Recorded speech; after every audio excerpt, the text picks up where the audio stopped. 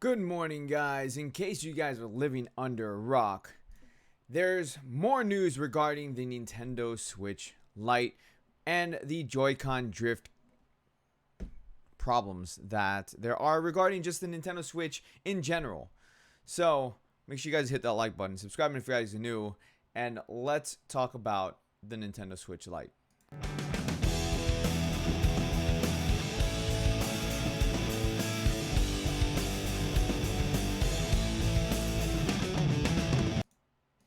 Alright guys, so we've spoken about the Nintendo Switch Lite a few times actually regarding the whole Joy-Con drift problem and everything that comes with it. Well, we're going to talk a little bit more about the Joy-Con drift issue. Let me go ahead and scroll this up. This article today is coming to us from Nintendo Life. And here we go. We're going to talk about Nintendo Switch. And if you guys are unaware, there is a class action lawsuit regarding the Joy-Con drift issue for the original Nintendo Switch. And according to this article here, the Switch Lite has been added to that Joy-Con drift class action lawsuit, citing users reported issues not long after release.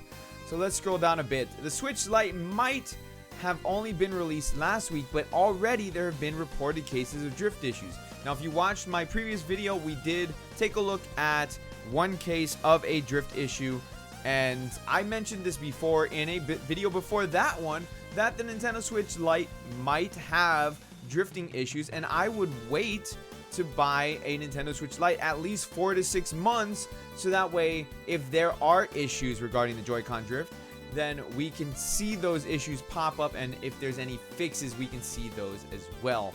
Especially considering how Nintendo hasn't really come out and said, yes, we've addressed the Joy-Con drift issue and we've made improvements upon the design to fix it. Now, they have gone as far as stating that if you have Joy-Con drift issues, they will repair them. And I believe it's for free, actually. They'll repair it for free. But that's on the regular Nintendo Switch, not the Nintendo Switch Lite, which we don't know enough information regarding this yet to be 100% real with you, as there aren't enough cases of Joy-Con drifting on the Nintendo Switch Lite yet. And I say yet only because the hardware has been somewhat confirmed to be identical to the Nintendo Switch, and if that's the case, then expect to see these issues show up. So continuing on with the article here, it has now resulted in the same law firm in America, Chemicals, Schwartz,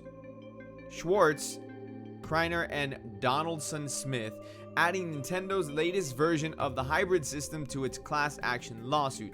In case you need reminding, this is the lawsuit that was filed against Nintendo of America for Switch Joy-Con drifting issues in July.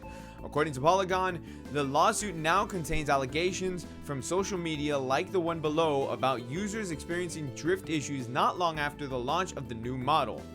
I beat Link's Awakening over the weekend on my original Switch Lite system.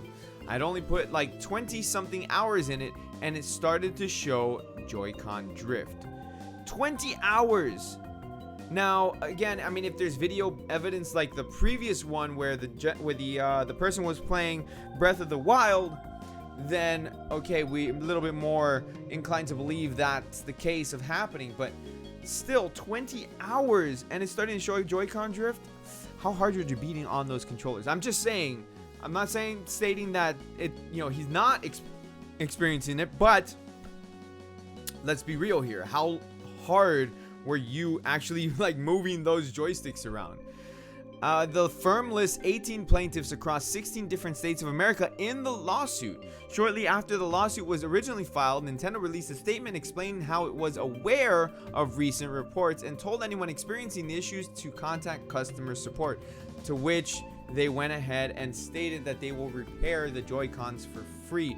But now we're talking about the Switch Lite, which is a whole nother monster because it's the entire console. It's not like you can separate the Joy-Cons, send them in, and have them be repaired. This is a completely different case here.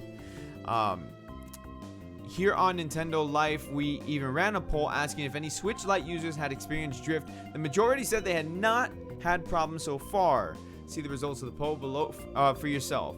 So This is a big issue, because let's be real here. The Nintendo Switch is one of the best-selling consoles in the past 2 years. Okay, so we're being 100% real here.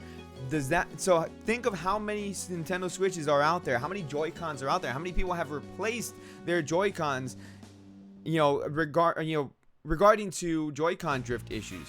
There has been a lot of people, and now we have the Nintendo Switch Lite having the same issues, which I've said it many times that it will most likely have those issues unless Nintendo addresses it 100%, saying that we have fixed this issue, which they have not done so yet.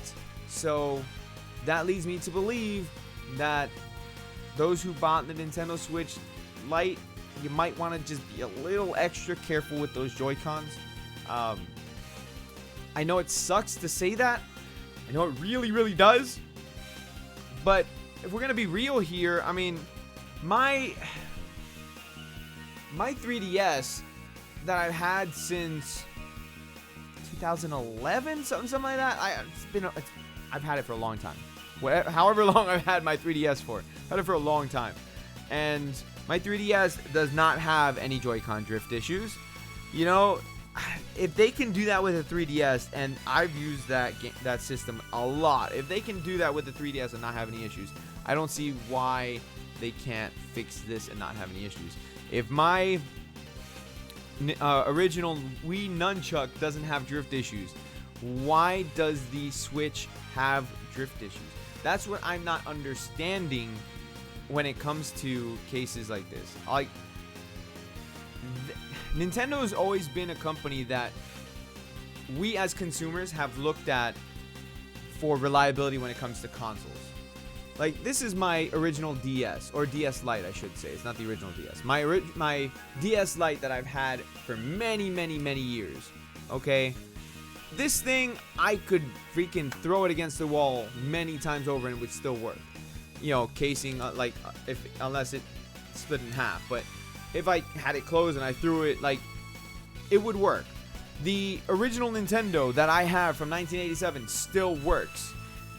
The N64 that I have sitting right next to me still works, no problem. You know, if they can do that, hell, there's even a Game Boy that survived a bombing. Okay, a Game Boy, an old school brick gray Game Boy that I believe is in the Smithsonian, that survived a bombing. It still works. Granted, you can't take the Tetris game out of it because it's fused onto the system, but it still works. I mean, Nintendo has always been one for reliability, and their stress testing for products has always been really good. I've always praised them for how they handle their testing on consoles. Like, let's be honest, the way that they test their handhelds has always been dropping it from an adult height.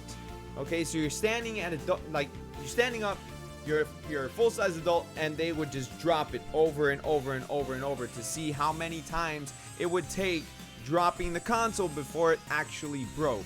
For the GameCube, little known fact, I don't suggest you try it at home because I don't want you to break your GameCubes, but little known fact, actually it's not little known, I mean, those who are aware of how well Nintendo consoles are made, the GameCube can actually hold a full-size adult male standing on top of it.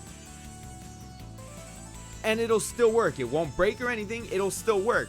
Now, I don't suggest you try it because, you know, weights may vary, but a full-size adult male, like I believe it was about 150 pounds to 175 pounds, something like that, they could stand on it and it wouldn't break.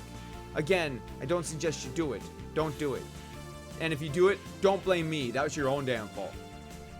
Regardless, though, with all of those examples that I've given you guys, the Switch is an oddball because the Joy-Cons, listen, you can even feel it, honestly. Like, if I don't have my Switch here, it's in my living room right now, but you could even feel the quality, that it doesn't feel like a normal Nintendo quality design, to be honest with you. for the joysticks on the Joy-Cons. The rest of the system is solid. The Switch Lite, you could take it again, just like with your handhelds. You could take the Switch Lite and drop it over and over and over, and nothing would happen to it. I mean, you might get some like paint chips or whatever, unless it's not like the DS and the 3DS, because the DS and the 3DS can get paint chips on it because they are painted. I mean, it's not like the plastic is that color. The plastic underneath is black. But regardless, you could drop it over and over again, it would still work. But why can't they solve the drifting issues is my question, and I want them to fix it. I really do. Until then, I'm going to continue using my regular controllers, like wireless. I mean, I will use my Joy-Cons as little as possible, and and I don't plan on buying the Switch Lite until this issue is resolved. Originally, when they announced it, I was thinking about buying it because, I would like my kids to stop using my Switch, so that way I can use my Switch for content.